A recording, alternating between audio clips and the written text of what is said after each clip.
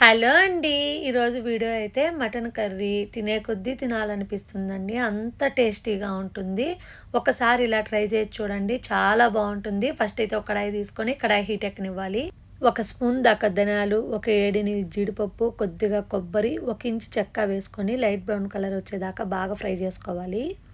ఇలా మనం మసాలా ఫ్రై చేసి వేసుకోవడం వల్ల కర్రీ మంచి టేస్ట్ వస్తుందండి. అలానే ఫ్రై అయ్యాక 5, 6 వెల్లుల్లి వేసుకొని లైట్‌గా ఫ్రై చేసుకొని మిక్సీలో వేసుకొని పేస్ట్ అలా కొట్టుకొని పక్కన పెట్టేసుకోవాలి. కడాయి తీసుకొని కడాయి హీట్ ఎక్కాక 2, 3 స్పూన్ల దాకా ఆయిల్ వేసుకోవాలి. ఒక స్పూన్ దాకా జీలకర్ర, చెక్క, లవంగాలు, యాలకులు కూడా వేసుకోవాలి. అలానే బిర్యానీ ఆకు లైట్‌గా ఫ్రై చేసుకోవాలి. కొద్దిగా కరివేపాకు ఫ్రై చేసుకోవాలి పచ్చివాసన పోయేదాకా. నేను 3 ఉల్లిపాయలు తీసుకొని సన్నగా కట్ చేసి యాడ్ చేసుకుంటున్నానండి. లైట్ బ్రౌన్ కలర్ వచ్చేదాకా ఫ్రై చేసుకోవాలి. ఒక స్పూన్ దాకా అల్లం వెల్లుల్లి పేస్టు పచ్చివాసన పోయేదాకా బాగా ఫ్రై చేసుకోవాలండి. అలానే 2 టమోటాలు తీసుకొని సన్నగా కట్ చేసి యాడ్ చేసుకోవాలి. ఒక స్పూన్ సాల్టు, కొంచెం పసుపు ఇవన్నీ వేసుకొని బాగా కలుపుకొని మూత పెట్టేసి 10 నిమిషాల సేపు బాగా టమోటా మగ్గనివ్వాలండి. మనం క్లోజ్ చేసి వదిలేద్దాం అలా 10 నిమిషాలు. ఇప్పుడు టమోటా బాగా మగ్గిపోయిందండి. మన దగ్గర ఉన్న గరిటెతోనే అలా లైట్‌గా స్మాష్ చేసుకోవాలి. ఒక స్పూన్ దాకా కారం,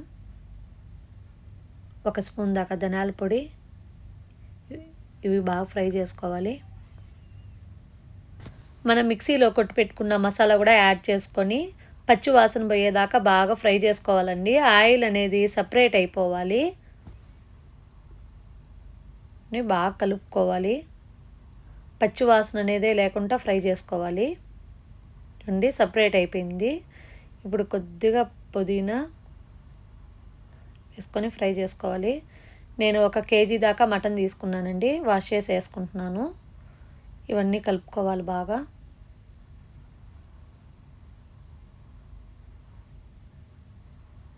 చూడండి మసాలా అంతా కలుసుకునేదాకా కలుపుకోవాలి.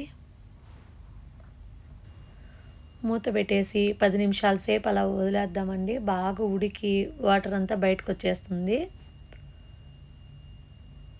చూడండి వాటర్ అంతా సపరేట్ అయిపోయింది. ఇప్పుడు బాగా కలుపుకొని వాటర్ యాడ్ చేసుకుందాము.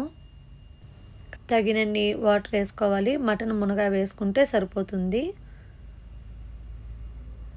బాగా కలుపుకొని ఉప్పు, కారం అన్నీ చెక్ చేసుకోవాలండి ఒకసారి.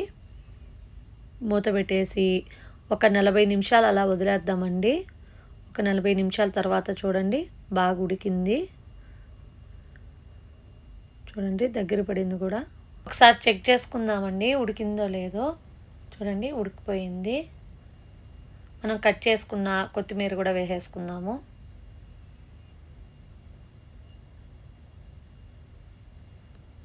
కలుపుకోవాలి. చూడండి రెడీ అయిపోయింది. ఇంకా గ్యాస్ ఆఫ్ చేసుకోవడమే. Thank you for watching.